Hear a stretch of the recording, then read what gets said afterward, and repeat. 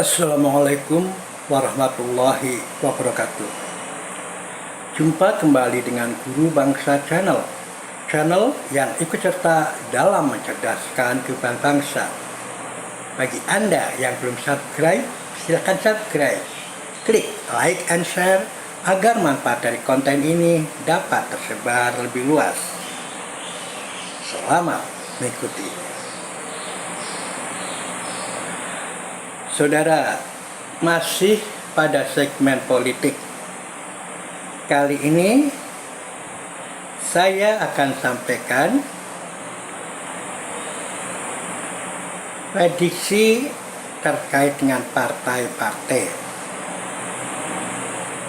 Sebelum ini adalah prediksi terkait dengan presiden-presiden atau analisa terhadap calon presiden.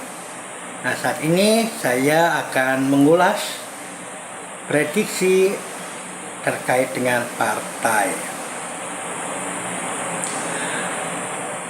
Beberapa lalu saya mengatakan bahwa PDIP yang selama ini mengklaim sebagai partainya wong cilik pada akhirnya akan menjadi wong partai cilik. Jadi akan menjadi partai yang kecil ya. Dari partai wong cilik menjadi wong partai cilik. Mengapa demikian?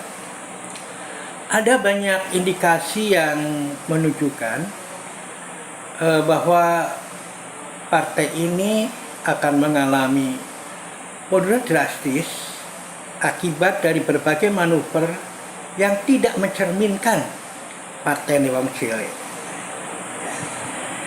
Diawali dari keterpihakan dengan para oligarki, terutama Sembilan Naga. Partai ini menunjukkan bahwa partai ini bukan berpihak pada rakyat kecil ya, wong cilik, tapi berpihak pada oligarki. Dan berbagai proyek-proyek pembangunannya jelas menunjukkan hal itu. Kasus yang terbaru dengan menyeret tokoh-tokoh partai ini ke dalam kubangan korupsi, termasuk korupsi PTS, ini sungguh sangat ironis dengan slogan-slogan partai wong cilik. Sebelumnya kita lihat kasus sembako yang begitu tinggi yang membuat rakyat kecil menangis. Ini juga adalah indikasi bahwa partai ini bukan berpihak pada rakyat kecil. Apa yang di Jawa Tengah misalnya dengan Gubernur Ganjar Pranowo, kasus Wadas jelas. Kasus itu menunjukkan sang penguasa lebih berpihak pada oligarki ketimbang berpihak pada rakyat. Bahkan dikala rakyat masih berjuang, Ganjar sudah kian kemari kampanye sampai ke luar Jawa. Nah, ini sebuah ironis. Nah, indikasi lainnya justru kita lihat figur yang tidak berprestasi dan bahkan nampak kontra prestasi justru digadang-gadang untuk menjadi orang pertama Indonesia. Ini jelas akan menuai antipati dari para warga. Kita lihat warga di Jawa Tengah, kader-kader PDIP justru mendukung calon lain, Anies Baswedan. Nah, faktor lain yang mungkin akan membuat partai ini tidak menjadi partai besar lagi adalah jiwa kebesaran politik.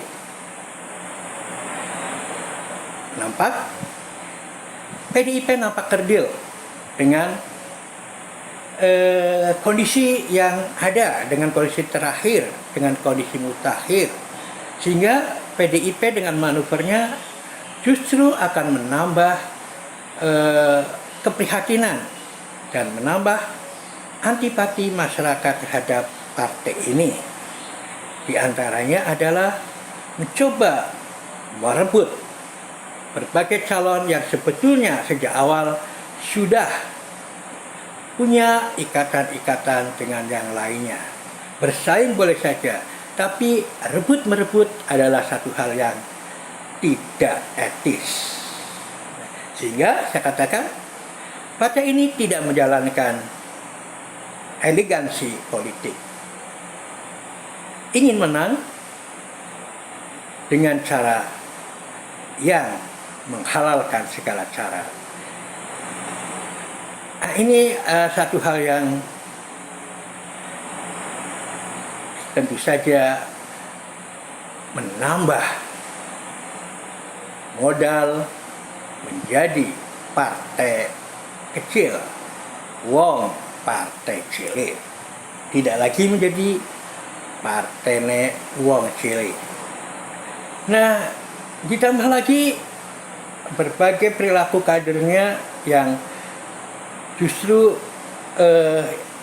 mendapatkan semacam support ya, dari pihak partai yang sebetulnya mestinya itu partai memberikan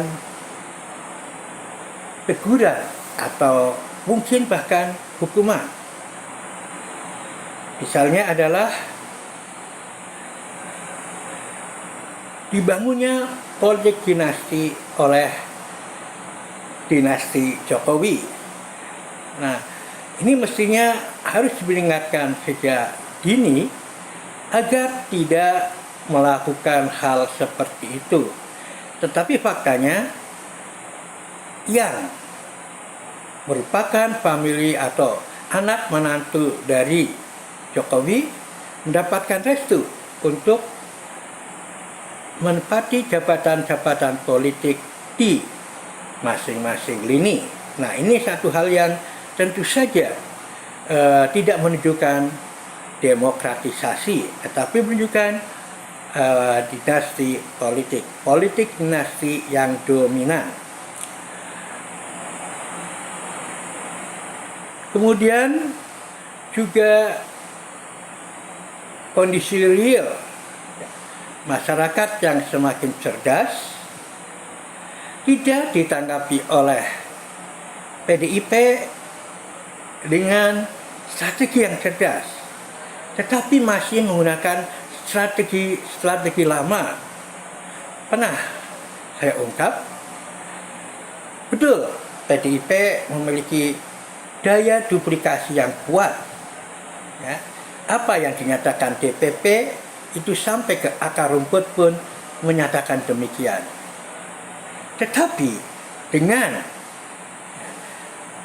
modal duplikasi saja tidak cukup. Kasus debat